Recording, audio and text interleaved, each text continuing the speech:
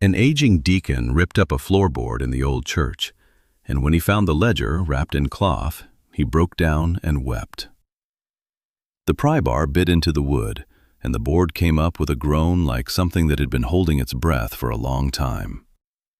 Rufus Odell knelt on the sanctuary floor of the First Baptist Church of Wilcox County, Alabama, on a Wednesday morning in September, working his way along the center aisle where the boards had gone soft. Moisture had been creeping up through the foundation for years, maybe decades, turning the pine to something you could push your thumb through. The church was empty. Dust floated in the light coming through the tall windows. Rufus had volunteered for this job because no one else in the congregation had the skill or the knees for it, and he had both, though the knees were going.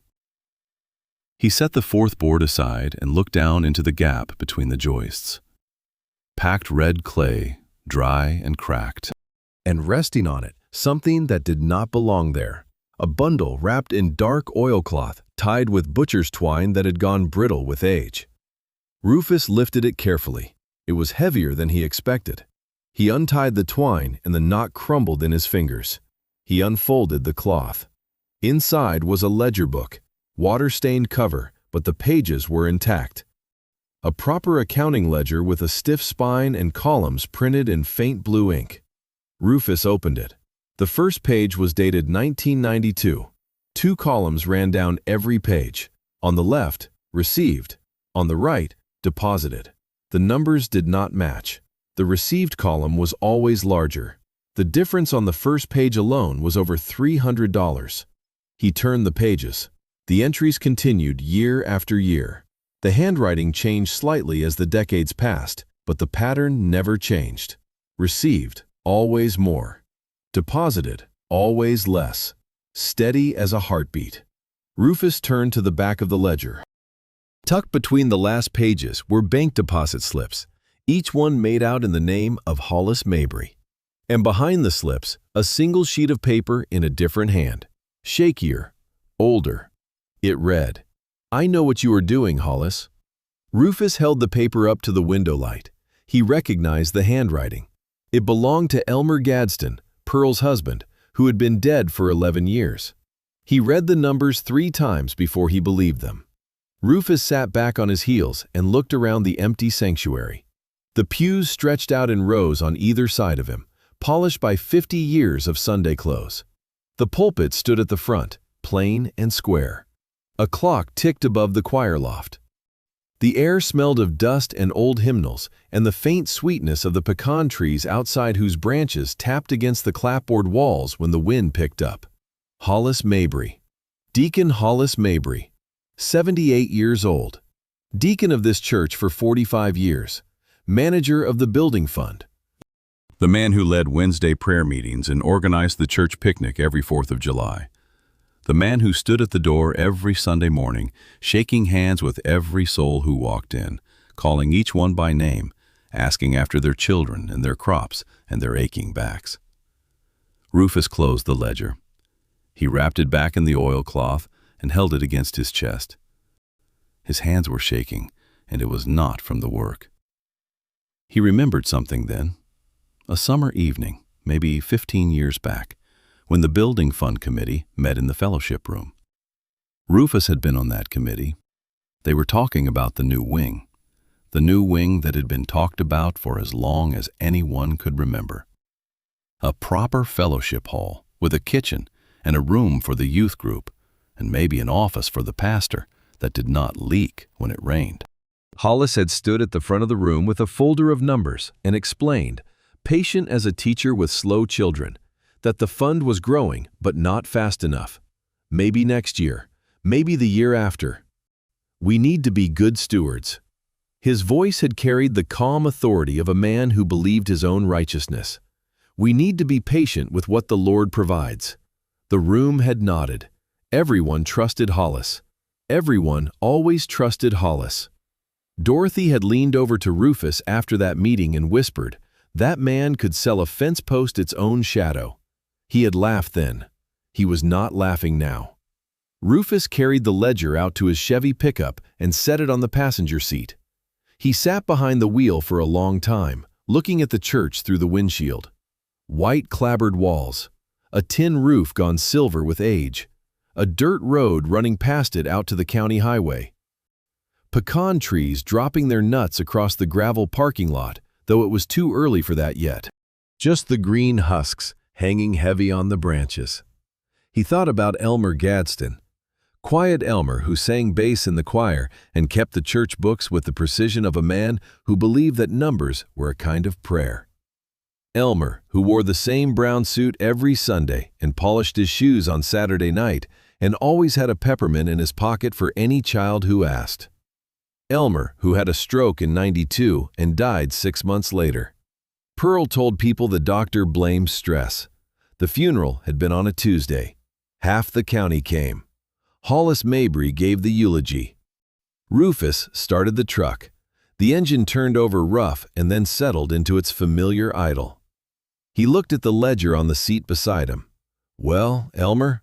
He spoke to the empty cab, his voice rough.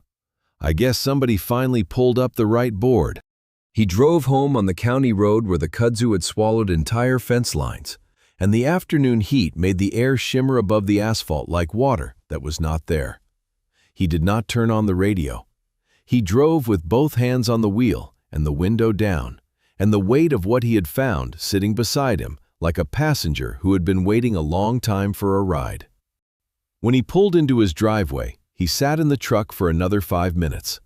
A mockingbird was going through its routine in the sweet gum tree by the porch. The house was small, white, set back from the road.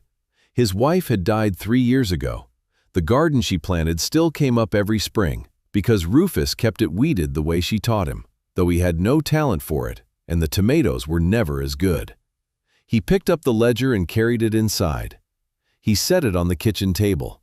He poured himself a glass of water from the tap and drank it standing at the sink. Then he sat down, opened the ledger to the first page, and began to count. The kitchen table was oak. Rufus had built it himself 30 years ago from boards he salvaged from a tobacco barn that was coming down on the Hale County line. The grain was tight and dark, and he had sanded it smooth enough that you could run your palm across it without catching a splinter. His wife had put a cloth on it every Sunday. He did not do that anymore. He spread the ledger open and set a yellow legal pad beside it. He sharpened a pencil with his pocket knife, turning the blade against the wood in slow, even strokes, as he always did, until the graphite came to a point. Then he started adding. 1992, $2,400 missing. 1993, $3,100. The amounts were not wild. They were careful, measured, the kind of theft that did not announce itself. Hollis had taken 30 to 40% of the building fund each year, leaving enough behind that the account still showed growth, still looked healthy on paper. A man would have to sit down with the actual deposit slips and the actual donation records side by side to see the gap.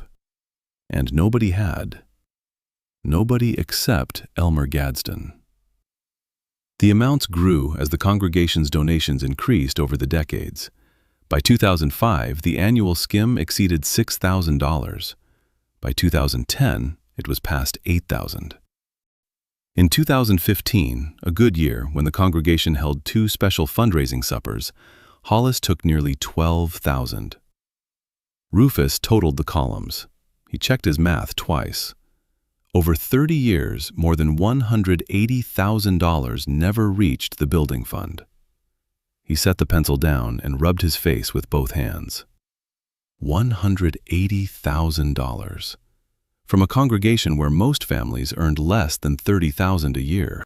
Where women brought casseroles to church suppers made from whatever was on sale at the Piggly Wiggly. Where men drove trucks with 200,000 miles on the odometer and considered a new set of tires a major expense. The new wing of the church. Talked about for as long as Rufus could remember. Every few years the committee would meet, and Hollis would show them the numbers and shake his head with that patient sadness of his and say, "Not yet." The fellowship hall. The youth room where the teenagers could gather instead of hanging around the parking lot.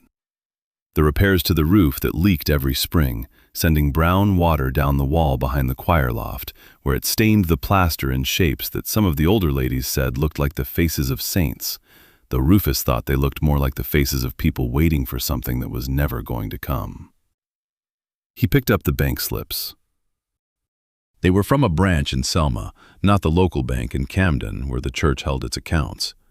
Separate deposits, separate records. Hollis had driven 40 miles each way to make those deposits, passing through the bottomland along the Alabama River, where the soil was dark and heavy, and the cotton fields stretched flat to the tree line. 40 miles to keep his secret. Rufus thought about what $180,000 meant in Wilcox County. A house, maybe 2 houses, a truck, college for children who might not otherwise have gone. And he thought about Hollis Mabry's house on the hill above Camden, nicer than most in the congregation. Hollis's Ford sedan, always clean, always new enough. Hollis's 2 sons, both college-educated, both living in Birmingham now. Funny how life works, people said. Hollis sure raised those boys right. Funny how life works. He thought about the time. Must have been 10 years ago, when the congregation held a special offering to replace the furnace. The old one had finally given out in January, and for 3 Sundays people sat in their coats and watched their breath while the pastor preached. They raised $4,000. Hollis counted it personally, said it was enough. The furnace they got was used, bought second-hand from a church in Meridian that was closing. Nobody asked why a $4,000 offering only bought a used furnace. Nobody had any reason to ask. Rufus poured himself a cup of coffee and stood at the window looking out at the darkening yard. A barn owl called from somewhere behind the house. The air smelled of cut grass and the faint diesel from the John Deere tractor his neighbor ran late into the evening, trying to finish mowing before the rain that was supposed to come Thursday. He thought about Elmer Gadsden. Elmer had served as church treasurer from 1985 until 1991, when he stepped down suddenly. Everybody assumed it was health problems. Elmer had high blood pressure and a bad knee, and the kind of quiet disposition that made people think he was weaker than he was. But the ledger said otherwise. Elmer had found the theft, and then Elmer was no longer treasurer. The timeline assembled itself in Rufus's mind like boards fitting into a frame. Elmer finds the discrepancy. Elmer starts keeping his own record. The ledger. 2 columns, careful and precise, documenting every dollar that went missing. And at the back, the note. I know what you are doing, Hollis. Not an accusation delivered, an accusation prepared. Elmer was building his case. But Elmer never brought it forward. Something happened. Something stopped him. And then Elmer hid the ledger under the floorboard of the church itself, sealed it in oilcloth, tied it with twine, put it beneath the house of God like a confession buried in the foundation, waiting for the right hand to pull it up. Rufus sat back down at the table. He looked at the note again. The handwriting was small and slanted to the right, the letters formed with the deliberate care of a man who had learned to write in a one-room schoolhouse and never lost the habit of treating each word like it cost something. I know what you are doing, Hollis. Elmer's voice, preserved in ink, speaking from under the floor. Rufus closed the ledger. He stacked the legal pad on top of it. He turned off the kitchen light and sat in the dark for a while, listening to the house settle around him, the way old houses do at night, creaking and ticking as the wood contracted in the cooling air. He thought about his wife, Dorothy, what she would say. She had been a practical woman, not given to drama, but she had a sharp sense of right and wrong that cut through hesitation like a saw through green wood. She would have told him, "You know what you have to do." And then, with that look she got when the answer was obvious and only the doing was hard. The question is not whether. The question is how. He missed her. He went to bed but did not sleep. He lay in the dark and listened to the mockingbird that had taken up residence in the sweetgum tree, running through its stolen songs one after another in the warm night. And he thought about the question that the ledger had placed in front of him like a bill that had come due. What did he owe to a dead man's accusation? And what did he owe to the peace of the only church he had ever known? Saturday morning came in gray and warm, the clouds low and flat across the county like a lid on a pot. Rufus drove his Chevy pickup south on the county road toward Pearl Gadsden's house, passing the Crossroads store at Pine Hill, where two old men sat on a bench out front, drinking Coca-Colas from glass bottles and watching the traffic go by, which was not much. He waved, they waved back. That was how it worked out here. You waved whether you knew someone or not. Pearl lived in a small frame house at the south end of the county, set back from the road behind a row of azalea bushes her husband had planted when they were first married. The azaleas were not blooming now. That was a spring thing. But the bushes were thick and green and well tended. Pearl moved slowly these days, but she kept her yard like she kept her house, clean, ordered, and without apology. She was on the porch when Rufus pulled in. 77 years old, small, her hair gone white, wearing a blue dress and house shoes. She did not look surprised to see him. Rufus O'Dell. She did not rise from her chair. I was wondering when you'd come. He took off his cap. Ma'am? I heard you were working on the church floors. I've been thinking about those floors for a long time. She opened the screen door. Come in, I made tea. He sat at her kitchen table, which was smaller than his and covered with a cloth that had yellow flowers on it. The kitchen smelled of cornbread and something sweet, maybe peach preserves. Pearl poured 2 glasses of sweet tea without asking if he wanted any. In this part of Alabama, you did not ask, you poured. Rufus took a drink. The tea was cold and so sweet it made his teeth ache. He set the glass down. Pearl, I found something under the church floor. She looked at him. Her eyes were brown and steady. Tell me. A ledger book, wrapped in oilcloth. Hidden under the 4th board from the front in the center aisle. He paused. There's a note in the back, in Elmer's handwriting. Pearl did not move. She did not blink. She set her glass down on the table with a care that suggested she was afraid of breaking something, though whether it was the glass or something else, Rufus could not say. What does the note say? She asked. It says, I know what you are doing, Hollis. Pearl closed her eyes.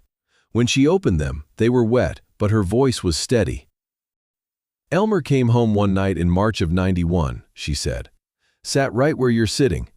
He had a look on his face like a man who had just found out his house was on fire, and he was the only one who could see the smoke.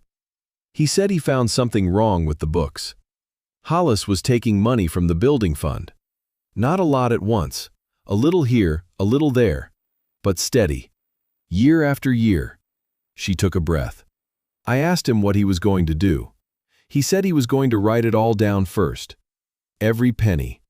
Make a record that could not be argued with. Then he was going to take it to the pastor. Did he? He never got the chance. Pearl's hand trembled slightly as she reached for her tea. 2 weeks after he told me, Hollis came to the house, drove up in that Ford of his, sat in the living room with Elmer for over an hour. I was in the kitchen. I could hear their voices, but not the words. When Hollis left, Elmer looked like someone had taken something out of him, something essential. She paused. Elmer resigned the next Sunday, told the congregation his health was not up to it. Nobody questioned it. Why would they? He was an old man with high blood pressure. Rufus watched her face. The grief was old, but it was not gone. It had just settled into the lines around her mouth and into her shoulders, the way silt settles at the bottom of a still pond. He never talked about it again. Pearl's hands tightened around her glass. Not once. But he was different after, quieter. He stopped singing in the choir, stopped going to the Wednesday meetings. He had his stroke 6 months later. The doctor said stress. She turned and looked out the window at the azaleas Elmer had planted. I always thought Hollis killed him, not with his hands, with the weight of it, the weight of knowing and not being able to speak. The kitchen was quiet. A clock shaped like a rooster ticked on the wall above the stove. Outside, a dog barked somewhere down the road. Pearl turned back to Rufus. Her eyes were clear now and hard. "You found Elmer's book, didn't you?" It was not a question. Rufus nodded. "Then you finish what he started. You hear me, Rufus? You finish it." There was iron in her voice, the iron of a woman who had buried her husband and her suspicion in the same season and carried both for 11 years without bending. Rufus understood in that moment that Pearl Gadsden was the strongest person in the congregation. Not the loudest, not the most visible, but the strongest. "Yes, ma'am." He met her eyes. He drove home with Pearl's words in his ears, turning them over like a piece of good wood, feeling for the grain. The clouds had not lifted. The air was thick and still, and the humidity lay on the county road like something you had to push through. When he turned into his driveway, a Ford sedan was parked beside his porch. Dark blue, clean. A car he knew well because it sat in the church parking lot every Sunday, in the same spot, first row, closest to the door. Deacon Hollis Mabry stood beside the front porch steps, leaning on his cane, his hat in his hand. He was tall and thin, stooped at the shoulders, but still carrying himself with the careful dignity of a man who had spent his life being looked up to. His face was long and lined, and his eyes, behind wire-rimmed glasses, were watchful. He smiled when Rufus got out of the truck. A warm smile, the kind of smile that had put people at ease for 45 years. "Rufus," Hollis smiled and lifted a hand in greeting. "Good to see you. Heard you're doing fine work on those church floors." "Doing what I can." Rufus kept his voice level. "I appreciate that. We all do." Hollis turned his hat in his hands, a slow rotation, his long fingers working the brim. "Find anything interesting down there? Old floors like that, you never know what might turn up. Coins sometimes, old papers." The question hung in the humid air between them, like the last note of a hymn that nobody wanted to be the first to stop singing. Rufus looked at Hollis Mabry. 78 years old, deacon, fief. A man who had stood at the door of the house of God for 45 years and shaken the hands of people he was robbing. Nothing but rotten wood. Rufus held his gaze. And red clay. Hollis studied him for a moment. Then he nodded, put his hat on, and walked to his car. He moved slowly, the cane marking his steps, and he did not look back. Rufus watched the Ford pull onto the county road and disappear behind the tree line. He stood in his driveway and listened to the engine fade until there was nothing left but the mockingbird and the thick gray silence of the afternoon. Hollis knew, maybe not what Rufus had found, but that something had shifted. The old man had smelled it, an animal sensing a shift in the weather. Monday morning, Rufus put on a clean shirt, placed the ledger in a paper grocery bag, and drove to the church. The parking lot was empty except for Pastor James Worthy's GMC truck, which was parked in its usual shade beneath the largest pecan tree, because the pastor believed in protecting his paint, even if he did not always protect his congregation from uncomfortable truths. The pastor's study was a small room behind the sanctuary.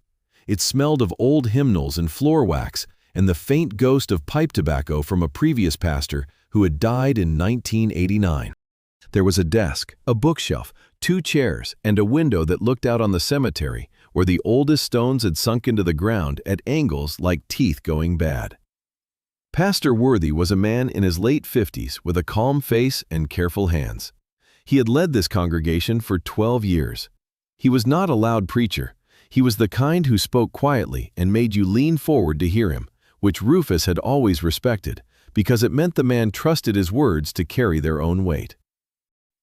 "Rufus," the pastor looked up from his desk. "What can I do for you?" Rufus set the bag on the desk. He took out the ledger and placed it in front of the pastor. "I found this under the sanctuary floor last Wednesday. Fourth board from the front, center aisle. It was wrapped in oilcloth." Pastor Worthy opened the ledger. He read in silence. Rufus watched his face change the way a sky changes before a storm. First, a stillness, then a darkening. Confusion gave way to comprehension, and comprehension gave way to something that looked like grief. The deep kind that comes from learning that something you believed in was hollow all along. The pastor turned to the bank slips. He looked at each one. Then he found Elmer's note. He read it twice. He closed the book and folded his hands on top of it, pressing down as if stanching a wound. "How much?" he asked. "Over $180,000, 30 years. The pastor was quiet for a long time. Through the window, Rufus could see a crow sitting on one of the old headstones in the cemetery, black and still against the gray sky. "Rufus, this would destroy the church." "I know it. Hollis has been here 45 years. His family, his grandchildren are baptized in that sanctuary. Half the congregation owes him favors or respects him like a father." The pastor rubbed his temples. "If this comes out, and I mean publicly, people will take sides. Some will defend Hollis. Some will be angry, some will just leave. The church might not survive it." Rufus said nothing. He waited. "What if we handle this privately?" The pastor leaned forward, hands clasped. "You and me, we go to Hollis. We show him the ledger. We tell him he steps down from the building fund immediately. We ask him to return what he can. He makes restitution quietly, over time. No public confession, no police." He leaned forward. "The church absorbs the loss, and we move forward. Together." Rufus looked at the ledger on the desk between them. He thought about it. He turned the idea over in his mind like a board before cutting, checking for warps, for weaknesses, for the places where the grain wanted to split. Part of him wanted to accept, the part that valued peace, the part that did not want to see an old man humiliated in front of the people he had served, even if that service was built on theft. Rufus was not a cruel man. He did not enjoy the prospect of what was coming. But then he thought about Elmer Gadsden. Elmer had tried the quiet approach. Elmer had sat in his living room with Hollis and tried to settle it between men. And Elmer had been silenced. Not with violence, with pressure. With the weight of Hollis's position and his reputation, and the unspoken understanding that a man who accuses a deacon becomes the problem himself. Elmer resigned. Elmer stopped singing. Elmer died. He remembered something Dorothy told him once, years ago, when a neighbor cheated another neighbor on a land deal, and the community tried to smooth it over with handshakes and casseroles. A quiet fix is just a loud fix that hasn't happened yet. She had folded her arms, done being patient. It sits in the ground like a root, and it grows until it cracks the foundation. He thought about Pearl. Sitting in her kitchen with her sweet tea and her azalea bushes and her dead husband's handwriting on a piece of paper that had waited under a church floor for the truth to find its way up. Finish what he started. Pearl's voice rang in his memory. And he thought about the congregation, the women who brought canned goods to the food drive and put their last dollars in the collection plate. The men who drove in from scattered farms on Sunday morning in trucks that burned oil and needed tires. The young people who had grown up hearing about the new wing, the fellowship hall, the youth room that was always next year, always almost, always just out of reach because the money was never enough. Except it was enough. It was always enough. It just never arrived. Pastor, Rufus straightened in his chair. A quiet deal is what Hollis has been counting on for 30 years. The only reason the theft lasted this long is because nobody wanted to make noise. Elmer tried to handle it privately, and it killed him. Pastor Worthy looked at him with an expression that was part respect and part dread. If we bury this, Rufus placed his hand flat on the ledger. We are no different from that floorboard, just another layer of wood on top of the lie. He picked up the ledger and put it back in the grocery bag. What are you going to do? The pastor asked. I'm going to think on it, and then I'm going to do the right thing, whatever that costs. The pastor stood and walked to the window. He looked out at the cemetery for a long time. Rufus, I'm not asking you to forget it. I'm asking you to be careful. This congregation has held together through harder times than most people know. We've buried children. We've buried hopes. But we've never buried a betrayal this deep. And I am not sure the roots go deep enough to hold. Rufus paused at the door.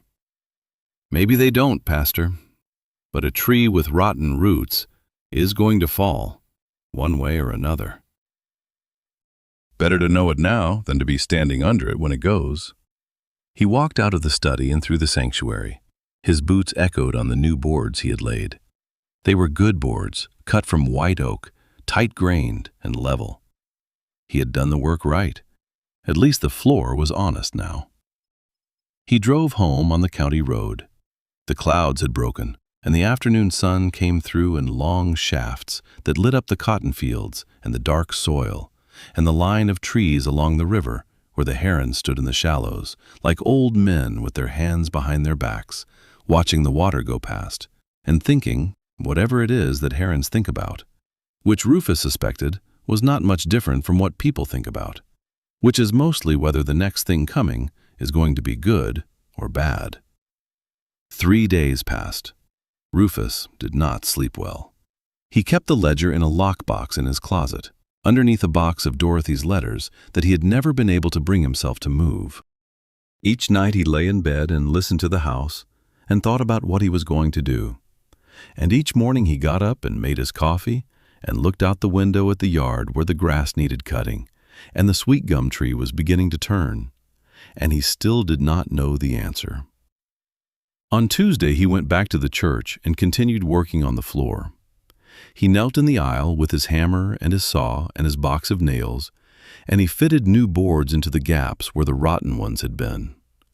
The work calmed him. It always had.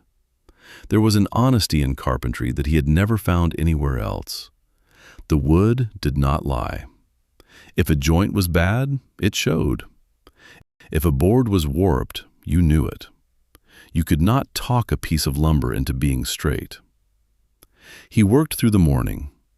At one point, old Mrs. Tanner stopped by with a plate of biscuits wrapped in a dish towel. She was 82 and brought biscuits to anyone doing work at the church, regardless of the season or the hour. Rufus, you are a blessing.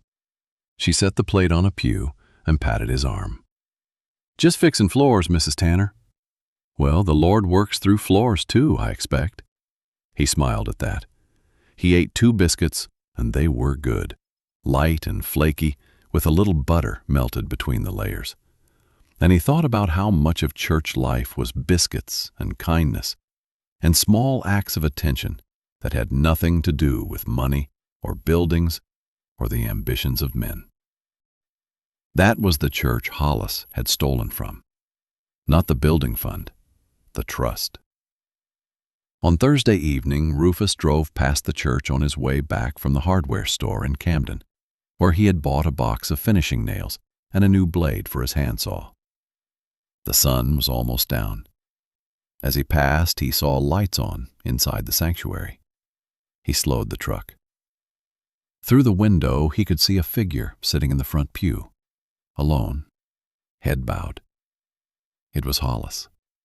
Rufus pulled off the road and parked under the pecan trees. He turned off the engine and sat watching.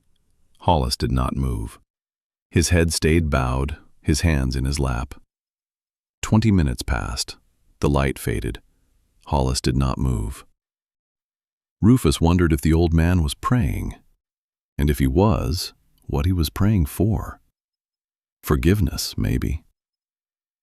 Or maybe just the strength to keep carrying what he had been carrying for 30 years. The weight of it. The daily pretending. The Sunday mornings shaking hands at the door, knowing that the money in the collection plate would pass through his hands, and some of it would never arrive where it was going. Rufus drove home. On Friday morning, the phone rang at 7. It was Pearl.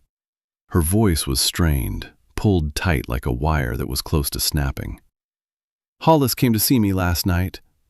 She drew a sharp breath. "First time he's been to my house in years.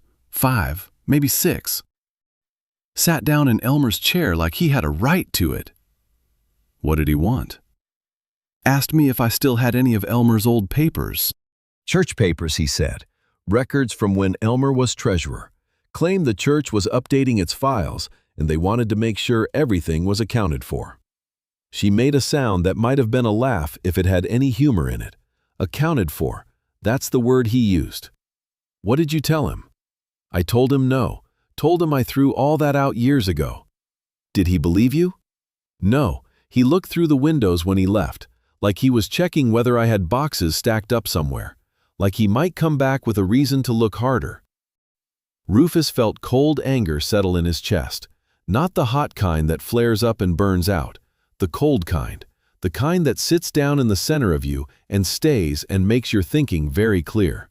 Hollis was not repenting. Hollis was not sitting in that pew asking God for mercy. Hollis was cleaning up, searching for anything Elmer might have left behind. Hunting loose threads with the patience and care of a man who had been managing a secret for 3 decades. Rufus made 2 decisions. First, he drove to the public library in Camden. It was a small brick building on the main street with a copy machine in the back corner that cost 10 cents a page. He fed coins into the machine for over an hour, copying every page of the ledger, every bank slip, every line of Elmer's careful handwriting. The copies came out warm and slightly gray, but they were legible. He put 1 complete set in a manila envelope, sealed it, and drove to the post office. He addressed it to Pearl's granddaughter, Denise, in Montgomery. Denise was a legal secretary. She would know what she was holding. He included a letter explaining everything. Second, he went home and sat at the kitchen table and picked up the phone. He dialed Hollis Mabry's number, which he knew by heart because it was printed on the church directory that hung on his refrigerator with a magnet shaped like an ear of corn. Hollis answered on the 3rd ring. His voice was pleasant, measured. "Rufus, how are you this evening?" "I'm fine, Hollis. I'd like to meet you at the church tomorrow morning, Saturday, 8 o'clock. A pause. "What for?" "I have something to show you, something I found." The silence on the line lasted long enough for Rufus to hear the clock ticking in Hollis's house. He could picture the old man standing in his kitchen, the phone to his ear, his free hand gripping the counter. "Just you and me, Hollis." Rufus kept his voice steady. "Nobody else." Another silence. Then Hollis, barely audible. "I'll be there." The line went dead. Rufus spent Friday night at his kitchen table, looking at the ledger. He ran his thumb over Elmer's note, feeling the raised ink like a scar, the texture of something that had healed wrong. He noticed something he had missed before.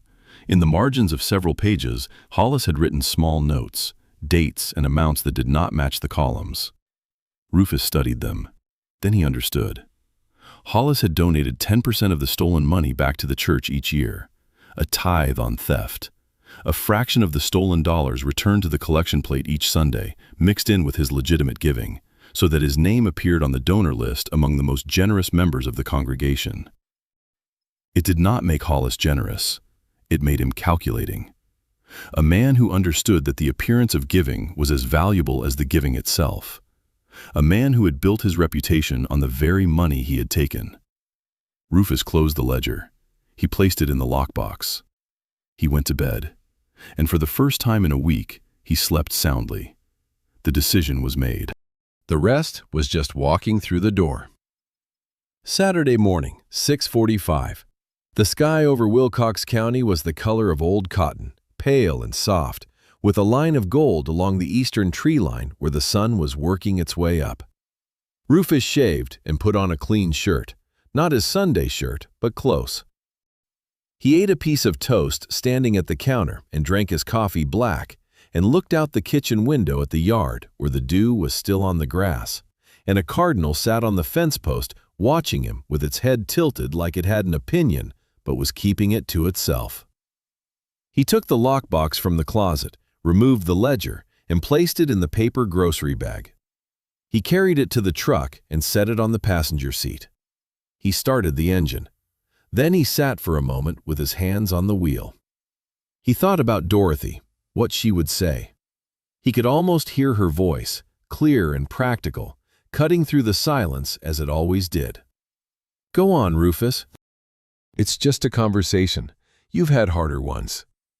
That was true. He had told Dorothy he loved her when he was 19 and so scared his voice cracked. He had sat beside her hospital bed 3 years ago and held her hand and said goodbye when neither of them could speak. This was just a conversation between two old men in an empty church about the truth. He drove to the church. The building sat back from the dirt road behind the stand of pecan trees, white clapboard walls catching the early light. The tin roof had a dull gleam. The cemetery stretched out behind it, the headstones rising from the grass like fingers pointing at nothing. Hollis's Ford was already there, parked in its usual spot, first row, closest to the door. Rufus parked beside it. He picked up the bag and walked to the front door. His boots crunched on the gravel. A mockingbird was singing somewhere in the pecan trees, running through its catalog of borrowed songs. Rufus pulled the door open and stepped inside. The sanctuary was empty. Sunlight came through the tall windows and fell in long rectangles across the floor. The same floor Rufus had torn open a week ago, now partially rebuilt with the new boards he had cut and planed himself.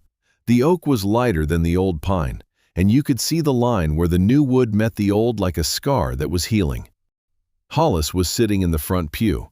He wore his Sunday suit, dark gray, pressed on a Saturday, as though he had dressed for a judgment he knew was coming. His cane leaned against the pew beside him. His hands were in his lap. He did not turn around when Rufus entered, but he heard the boots on the wood. Rufus walked down the center aisle. Each step was loud in the silence. He could hear the clock above the choir loft and the faint creak of the building settling and, from outside, the mockingbird still singing. He stopped in front of Hollis and looked at him. Hollis looked back. His face was composed, but his eyes were tired. The kind of tired that does not come from one sleepless night, but from many years of sleeping with something that would not let you rest. Rufus placed the ledger on the pew beside him. He did not speak. Hollis looked at the book. His hands did not move. A full minute passed. Rufus could hear his own breathing. He could hear the clock. He could hear the silence of the church pressing in from all sides like water filling a well. Hollis reached out and opened the cover. He turned the pages slowly. His face showed nothing at first. Then something began to crack beneath the surface. A tightening around the eyes, a tremor at the corner of his mouth, the way a wall looks just before the plaster gives. He turned past the years, 1992, 1995, 2000, 2005. His own handwriting looking back at him, every entry a confession he had made in ink and then hidden in the dark. He reached the last page. He found the bank slips. He looked at them as if recognizing a photograph of someone he used to be. Then he turned to the final sheet, Elmer's note. "I know what you are doing, Hollis." His breath caught, a small sound, like something breaking that had been holding together for a very long time. He closed the ledger and placed both hands flat on the cover. His fingers were long and thin, and they trembled against the water-stained cardboard. "How long have you known?" he asked. His voice was barely above a whisper. "A week?" Rufus did not look away. "Elmer knew for 30 years, Hollis said quietly. He stared at the ledger. "I took the book from the church office when Elmer started asking questions. I kept the records myself after that. My own columns, my own numbers. Elmer must have found the originals before I could destroy them. He shook his head slowly. He was smarter than I thought. Hit it right under my feet. Then his shoulders began to shake. The crying was silent at first, then audible. Deep, wrenching sounds from a man who had carried a lie for half his life, who had smiled and shaken hands and led prayers and managed money and walked through every Sunday morning for 30 years with a ledger under the floor and a dead man's accusation buried in the dark below him. I kept waiting. The words came through tears. Every time someone pulled up a board or talked about fixing the floor, I thought, this is it. This is when they find it. And part of me... He stopped. He wiped his face with a handkerchief he pulled from his breast pocket, an old-fashioned gesture from an old-fashioned man. Part of me wanted them to. I've been waiting. His voice broke again. I've been waiting for someone to find it. For 30 years I've been waiting for someone to pull up that board and end it. Rufus stood still. He did not comfort. He did not condemn. He waited. That was what the moment required. Not words, not judgment, just the presence of a witness. When Hollis finally lifted his face, his eyes were red and exhausted.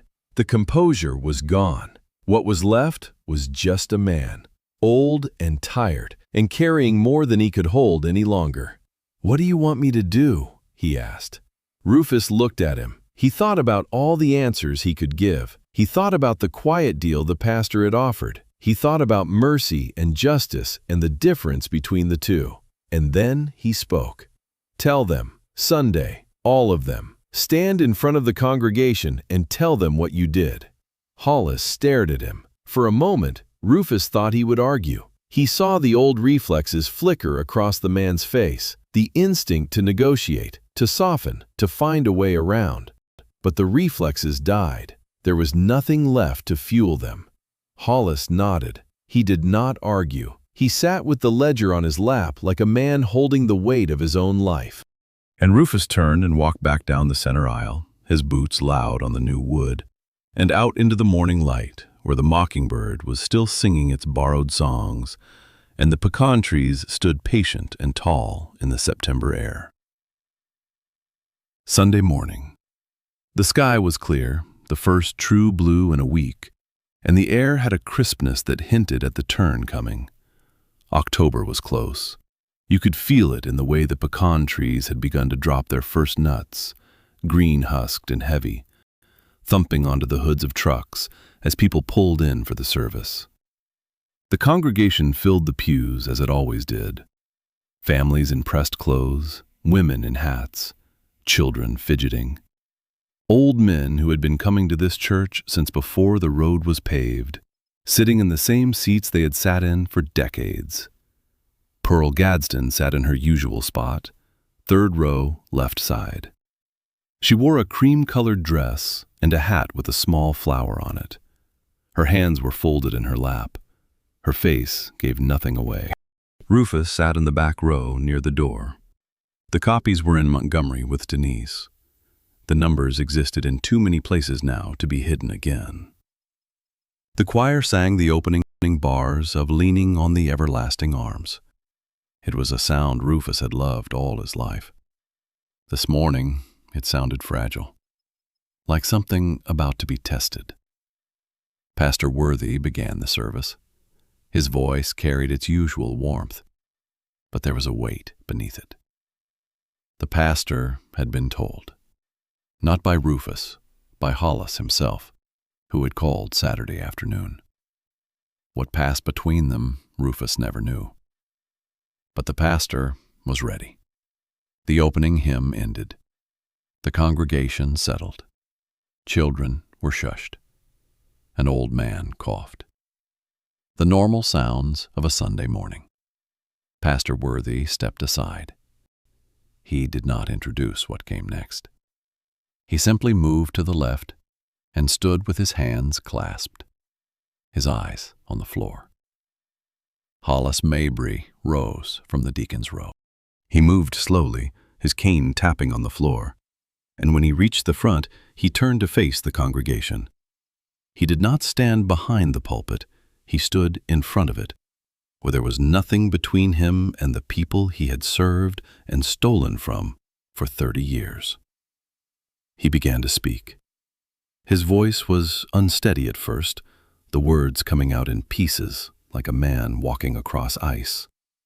He told them about the building fund, the 2 columns, the difference. He spoke the number, $180,000. He let each word land, and the silence that followed was the kind you can feel pressing against your skin. He told them where the money went, his house, his car, his children's college education. 2 boys who went to college on money the congregation had given to God and that Hollis Mabry had given to himself. He told them about Elmer Gadsden, how Elmer found the theft in 1991, how Hollis pressured him to resign, How Elmer hid the ledger beneath the church floor and then suffered a stroke and died. He did not make excuses. He did not ask for forgiveness. His voice broke twice, but he did not stop. He simply told them. The church was silent. The silence of something fundamental shifting, the way the ground shifts during a tremor, not enough to bring anything down, but enough that you know nothing is standing where it was. A woman in the 4th row put her hand over her mouth. James Petty, who farmed 100 acres past Pine Hill, stood up and walked out without a word. The screen door banged behind him. A child asked her mother what was happening, and her mother pulled her close, whispering, "Hush now." Pearl Gadsden did not move. She sat in her cream-colored dress with her hands folded in her lap and stared at Hollis with an expression that held 30 years of suspicion finally confirmed. There was no satisfaction in her face, no triumph. Just the quiet recognition that the truth had come at last, the way morning comes, not because anyone summoned it, but because it was time. Rufus watched her from the back row and saw her lips move once, without sound, forming a single word he could not read but understood. Elmer. Hollis finished. He stood for a long moment. An old woman in the 5th row, Ida Mae Carson, who had sewn the curtains for the church windows by hand, shook her head slowly back and forth. Then Hollis turned. He walked down the center aisle, his cane tapping on the new wood and the old, past Pearl Gadsden, who watched him go, past Rufus, who did not look away. He pushed open the front door. The screen door closed behind him with a soft sound. A small sound, but everyone heard it. Through the windows, Rufus saw Hollis walk to his Ford and sit behind the wheel for a moment before starting the engine. The car pulled out slowly and turned onto the county road and was gone. Pastor Worthy returned to the pulpit. "Let us bow our heads." His voice was thick. The congregation bowed. The clock ticked. The pecan trees rustled outside, and the morning went on. After the service, people stood in the parking lot talking in low voices. Several stopped Rufus at his truck. One woman squeezed his arm. "You did right, Mr. Odell." A man he had known for 20 years looked him in the eye. "I hope you're satisfied," and walked away. Rufus drove home. The county prosecutor reviewed the ledger the following month. Hollis was charged with embezzlement. Given his age and his voluntary confession, the court sentenced him to 5 years of probation and full restitution. His home was sold. His savings were seized. The total recovered was just under $90,000, roughly half of what was taken. The remainder would never be recovered. You cannot unspend 30 years. The judge, a woman named Ruth Haynes, who had grown up in the county, noted that the true cost was not measured in dollars, but in decades of deferred hope. Hollis's two sons repaid an additional $30,000 from their own accounts. They did not speak to their father after that. Hollis moved to a small apartment in Selma. He did not attend church again. 3 months later, Pearl Gadsden received a formal apology from the church board. It was read aloud during a Sunday service. The apology acknowledged what Elmer Gadsden found and his courage in documenting the theft. The board voted unanimously to name the new fellowship hall, finally under construction with the recovered funds, the Elmer Gadsden Fellowship Hall. Pearl attended the groundbreaking in the spring. She stood beside the foundation marker bearing her husband's name. She wore the cream-colored dress and the hat with the small flower. She did not speak. She stood with her hands clasped and nodded once, slowly, and that nod held more than any speech could have held. 11 years of waiting and grief and the quiet faith that the truth would find its way up through the floorboards like a seed finds its way through the soil. It just needed time and the right hands. That evening, she wrote a note to Rufus on a piece of her good stationery. "Thank you for giving Elmer his voice back." A Sunday morning 1 week later, the service had ended. The congregation had filed out beneath the pecan trees, which were dropping their nuts now, and children were gathering them in paper bags, as children do every October in that part of Alabama. Rufus sat alone on a pew in the empty church. Sunlight fell through the tall windows and landed on the new floorboards he had laid with his own hands. The oak caught the light in a way that made the whole center aisle glow. Fresh-cut oak has a smell that is clean and sharp and honest, and it mixed with the older smells of the church and made something that was both old and new at once. In his shirt pocket was Pearl's note, folded once. He did not take it out.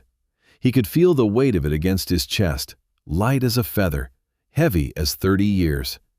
He sat with his hands resting on his knees, looking at the floor. The boards were tight and level. Good wood, properly cut.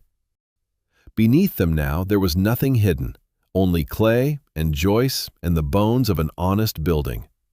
The clock ticked above the choir loft. A breeze moved the curtains that Ida Mae Carson had sewn 4 decades ago. Outside, the children laughed. The pecan nuts thumped on the gravel. Rufus stood. He buttoned his jacket. He walked down the center aisle one more time, his boots quiet on the new wood, and out of the church into the morning light. He pulled the door shut behind him. It closed with a solid sound, the sound of good carpentry, of wood meeting wood, fitted true and square. He stood on the steps for a moment, looking out at the pecan trees and the county road where the kudzu had swallowed the fence lines and everything else that people had stopped tending. The mockingbird was singing. It was always singing. Rufus put on his cap, walked to his truck, and drove home. Sources: 1. Wilcox County, Alabama. Wikipedia, https://en.wikipedia.org/wiki/Wilcox_County_Alabama.